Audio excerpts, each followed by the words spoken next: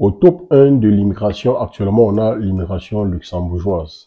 L'immigration luxembourgeoise est au sommet de l'immigration. C'est celle qui est convoitée par la majorité de ceux qui veulent quitter leur pays d'origine et aller travailler ailleurs ou aller vivre ailleurs. Et quand c'est comme ça, il faut aussi savoir qu'il y a des gens qui ont développé un autre système pour entrer dans cette immigration-là, pas pour voyager, mais pour arnaquer ceux qui veulent voyager. Parce que nous savons que quand tu veux voyager, tu as beaucoup d'argent à dépenser pour faire la paperasse, pour faire beaucoup de choses. Et il y a ces personnes mal intentionnées qui sont derrière et qui attendent juste l'occasion, d'accord, de rencontrer quelqu'un de faible et de lui arnaquer tout son argent. Bonjour les abonnés, j'espère que vous allez bien.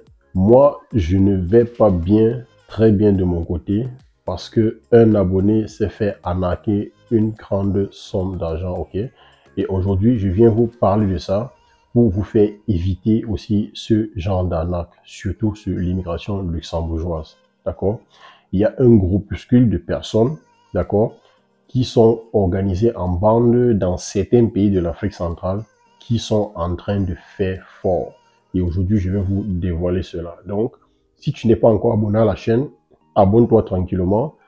Clique sur le pouce bleu pour m'encourager et aussi à vous donner les astuces sur les voyages et comment immigrer facilement au Canada, au Luxembourg, en Allemagne, en France, aux États-Unis. Et aussi, n'oubliez pas d'activer la cloche de notification. Vous connaissez la chanson. Donc, si vous avez déjà fait tout cela, on se retrouve après.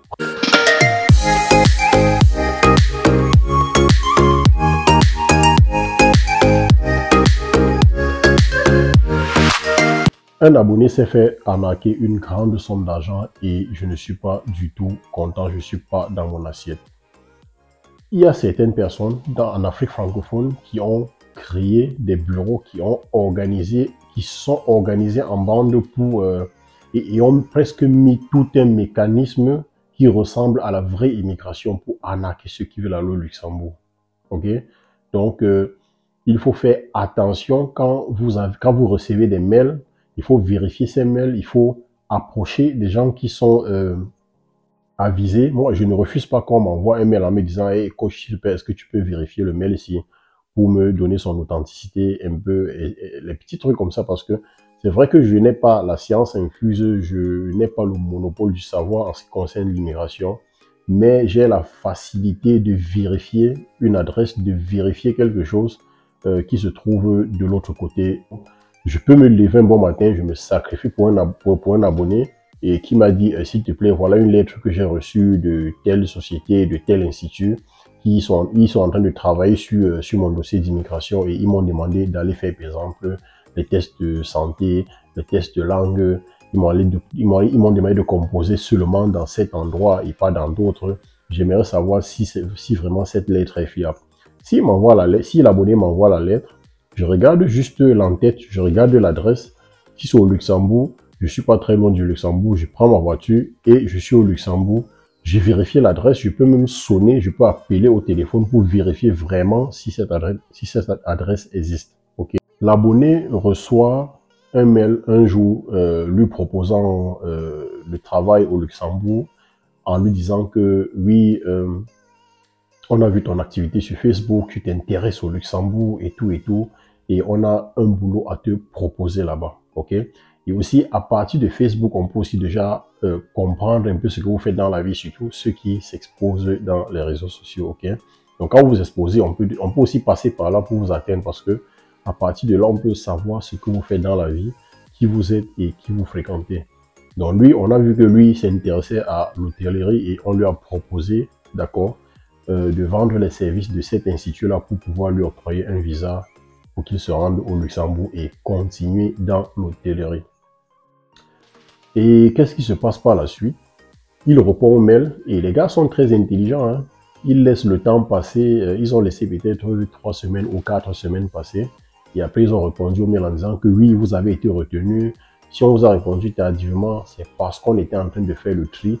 On a reçu votre CV, votre lettre de motivation et vraiment, vous êtes la personne qu'il faut pour ce poste. OK? Ils n'envoient pas le message comme ça à une seule personne. Ils envoient à plusieurs, à des centaines de personnes. OK? C'est des mails groupés. On envoie à plusieurs personnes. Il a pris le mail, il ne m'a pas fait signe. Il voulait aussi sûrement me faire une surprise en me disant que hey coach, je suis arrivé grâce à tes vidéos qui m'ont donné le punch, qui m'ont donné la motivation, qui m'a poussé à faire mes propres recherches. Parce que je vais vous rappeler que dans cette vidéo, je ne suis pas là pour faire les dossiers des abonnés. Je vous donne la motivation, je vous donne je vous donne les voies, d'accord? Et je vous donne juste les voies et les tactiques, comment faire. Je ne prends pas le dossier de quelqu'un en disant que envoie-moi tel, je vais partir te chercher une prescription, je vais partir faire telle chose, je vais partir faire telle chose. La seule chose que je peux faire pour mes abonnés, c'est des vérifications. C'est peut-être, si j'ai le temps, faire un CV, d'accord, que ce soit en modèle canadien ou en modèle luxembourgeois, ou un CV bilingue, ok? Je peux faire ça pour vous, je peux vous faire des lettres de motivation, mais je ne peux en aucun cas vous dire que je vais aller déposer ça quelque part ou bien je vais faire autre chose avec. Là, il faut oublier. Dans ma chaîne, je vous donne juste les voies et les moyens, comment vous en sortir. Et je vous donne aussi les pistes, comment vous-même trouver les moyens d'immigration, comment trouver les opportunités, ok?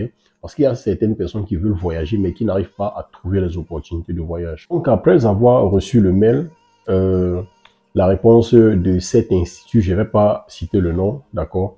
Après avoir reçu la réponse de cet institut, qu'est-ce que l'abonné a fait? L'abonné est entré dans le jeu, en fait. Parce que si je dis jouer le jeu, ça serait un peu comme si l'abonné savait que c'est de l'arnaque et puis s'est plongé à l'intérieur. L'abonné a suivi comme toute personne lambda, quoi. D'accord? On lui a dit, oui, vous avez été retenu. Si on a répondu tardivement, c'est parce qu'on faisait le tri et vous êtes la personne idéale pour ce poste. D'accord? Il a adhéré, on lui a dit que on lui a donné rendez-vous quelque part. Je ne vais pas citer le nom du pays, sinon les gens vont se retrouver. D'accord? On lui a donné rendez-vous dans un bureau d'une grande ville de la place. Le gars est arrivé au bureau, curieusement, le bureau, il m'a dit que le bureau était bien meublé. Plusieurs trucs qui montraient en fait qu'il y avait que l'immigration vivait là-bas et qu'ils faisaient vraiment dans l'immigration ces gens-là. D'accord? Donc, le gars est arrivé, on lui a fait une petite interview. Pourquoi vous voulez aller là-bas? Quelles sont vos motivations? Est-ce que vous êtes marié? Donc, prendre un peu une situation grosso modo sur lui. Vous voyez un peu. Le gars le ressort de là, il est confiant. Il dit que oui, d'après l'interview, je crois que c'est un bon truc. Ce n'est pas les trucs bizarres qu'on dit, ainsi de suite, ainsi de suite. Et il est parti attendre. Et les gars sont très professionnels. Quelques semaines après, on lui envoie une lettre. Pour travailler au Luxembourg, vous savez, le Luxembourg, on parle 3 langues ou bien 4. Là, on parle l'anglais, on parle le français, on parle le luxembourgeois et on parle l'allemand. Ok? Là, c'est vrai, on parle les 4 langues au Luxembourg. Déjà, l'anglais se parle dans tous les pays du monde entier. Bon. On lui a donc dit que, comme il est déjà francophone, il faut qu'il apprenne l'anglais. Et il ne doit pas apprendre l'anglais n'importe où. C'est dans un centre privé. Et c'est un centre où seulement les gens de l'institut là, dont ils sont en train de traiter les dossiers, doivent suivre les cours. Ok? Vous entendez déjà le truc. Le gars part, il s'est inscrit là-bas. Il fait les cours normalement et curieusement, on lui a dit que non, tu es déjà trop bon et tout et tout. Tu peux déjà faire l'examen. Et on l'a posté devant un ordinateur, lui donner les exercices du CP1 de l'école primaire. Il a validé rapidement et puis on lui a dit qu'il est bon, qu'il aille attendre les résultats. Donc les gars ils te mettent en confiance. Et les cours de langue qu'il a fait, c'était payant. La composition qu'il a fait, c'était payant. Et il n'habitait pas dans la ville. Il fallait qu'il prenne l'hôtel dans la ville, ainsi de suite, se nourrir pour ces jours-là. Voilà, l'étape des cours de langue et de l'examen de langue est passée, alors qu'il a déjà déboursé une certaine somme sur ça. Le gars reste, il attend, c'est la période des résultats, on lui envoie les résultats, on dit que oui, tout s'est bien passé, tu as réussi. Maintenant, il faut passer à l'étape suivante qui est la vérification de la santé. On lui dit donc qu'il va faire un certificat médical dans lequel on va tout répertorier, son état de santé et tout et tout. Mais on lui dit que tu ne vas pas faire ça n'importe où, tu vas faire ça dans telle clinique et chez tel médecin. Je ne sais pas si dans la clinique là, c'est toujours une personne de l'institut qui vient s'asseoir là-bas, il met la blouse blanche, il prend son argent, après il donne pour le médecin là-bas. Ou bien c'est une salle aussi qu'ils ont construit pour miroiter les gens en faisant croire que c'est une clinique. Ça, je ne sais pas, mais tout ce que je sais, c'est qu'il m'a dit qu'il était vraiment dans un centre hospitalier et que tout semblait réel là-bas. Mais c'est à la fin qu'il a compris que tout ça, c'était du miroir. On avait miroité. Donc, il a fait son bilan de santé normalement, mais curieusement, on l'a réinjecté. On a juste pris les paramètres, la tension, le pouls, la température, on a pris sa taille, on a pris son poids, on lui a posé quelques questions, hein, et puis on a pris le tout, quelques petites mesures, quoi, en masse corporelle, et il est rentré chez lui. Et 3 semaines encore après, curieusement, ou 4 semaines après, vous voyez, ça va toujours de 3 semaines à 4 semaines. Donc, les gars ils vous font un peu tirer, ils vous font tirer, ils vous prennent un peu d'argent, ils vous permettent de repartir travailler d'autres agents. Vous revenez avec, ils prennent, ils vous permettent encore de partir retravailler l'autre agent. Vous voyez le système. Donc, c'est comme ça qu'il a passé l'étape de la visite médicale qui a aussi coûté très cher par rapport au coût de l'angle. Ok? Et maintenant, ce qui est sûr, il n'habitait pas dans la ville, il a encore pris l'hôtel, il a payé tout ça et ça lui a coûté excessivement cher. Voilà qu'il est rentré et comme je disais tantôt, 3 ou 4 semaines après, on l'a appelé pour lui dire que la visite médicale était bonne et qu'il est déjà à 90% valide pour avoir un visa du Luxembourg et qu'il manquait une dernière étape, c'est de faire l'interview en ligne avec en fait les gens de l'hôtel où il allait aller travailler. Vous voyez. Donc, ils ont pris un noir, ils ont dit que non, il est au Luxembourg, il était assis dans une maison bien huppée, bien meublée, et en veste cravate. Et cette interview, il a aussi payé. D'accord? Il a payé cette interview à la hauteur de 50 euros. C'est au moins le chiffre que je peux vous donner parce que il n'y a pas d'ambigu là-dessus et c'est réel. Donc, il a payé cette interview à 50 euros. Juste pour parler pendant 15 minutes avec quelqu'un qu'on lui demande que oui, quelles sont tes motivations, pourquoi tu veux venir au Luxembourg, est-ce qu'il n'y a pas des hôtels dans ton pays d'origine, est-ce que tu ne peux pas travailler là-bas et tout et tout. Le gars a répondu tranquillement et après on a dit que oui, l'interview est terminée et qu'il attend de la réponse finale.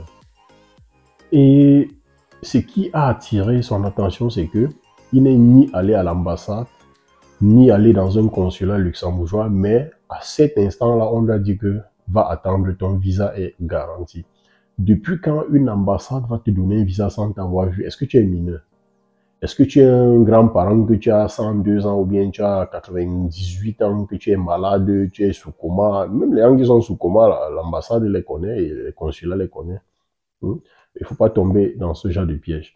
Voilà comment il a commencé à se poser les questions que mais l'affaire, c'est que je me suis embarqué dans ça depuis là. Je suis allé ni dans une ambassade, ni dans un consulat. Je n'ai rencontré aucun agent d'immigration, aucun agent consulaire, mais quelqu'un me dit en ligne, par vidéoconférence, que je suis à 90% apte à recevoir un visa du Luxembourg. Il est parti tranquillement, il a attendu et encore 4 à 3 semaines plus tard, il reçoit un mail en lui disant qu'il n'a pas été choisi par l'employeur, que l'employeur a porté son choix sur d'autres candidats. Ok? Vous voyez l'arnaque. Il m'a appelé, il m'a raconté tout ça et je lui ai dit que bah, si tu m'avais dit ça depuis le départ, j'allais te dire que c'est l'arnaque parce que l'immigration au Luxembourg en tant que travailleur étranger ne se passe pas comme ça. Ok? Et en attirant votre attention, la prochaine vidéo que je vais faire, d'accord? Je vais faire une vidéo vous montrant comment un travailleur étranger peut faire pour arriver au Luxembourg avec un visa de travail. Donc, abonnez-vous déjà en masse pour recevoir cette vidéo et aussi n'oubliez pas la cloche de notification. À la fin, il a compris que c'est depuis le départ qu'il avait péché et qu'il ne pouvait plus faire marche arrière, mais il a compris l'arnaque. D'accord, il a compris l'arnaque à la fin, mais il ne pouvait plus rien faire parce qu'il avait déjà tout dépensé son argent. Vous voyez? Il avait tout dépensé son argent, les transports, les hôtels, les frais des langues, les frais de ceci, les frais de cela, les frais de vérification de passeport. Je ne sais pas depuis quand on vérifie le passeport. Quelqu'un prend ton passeport pour aller vérifier. Hein? Il faut aussi, voilà, il faut sentir l'arnaque à distance. Mais bon, tout le monde n'est pas fait pour ça. Donc, comme je vous le disais au début, si vous êtes dans des situations pareilles, vous pouvez m'envoyer juste un petit message par mon Telegram. Hey coach, voilà une lettre que j'ai reçue. S'il te plaît, vérifie-la pour moi. Ou hey coach, voilà un truc, on me demande un CV. Est-ce que tu peux le faire pour moi? Si je veux le faire, il arrive parfois que je fasse les CV gratuitement. Mais il arrive, mais la majorité des temps, je vous demande aussi d'argent parce que c'est du montant que je dépense et rien n'est gratuit dans la vie en fait. D'accord? Rien n'est gratuit dans la vie. OK?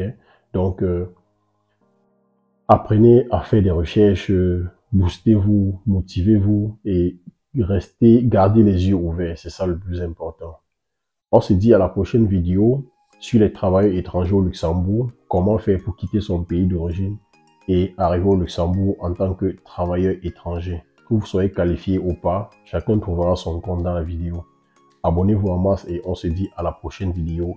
Ciao!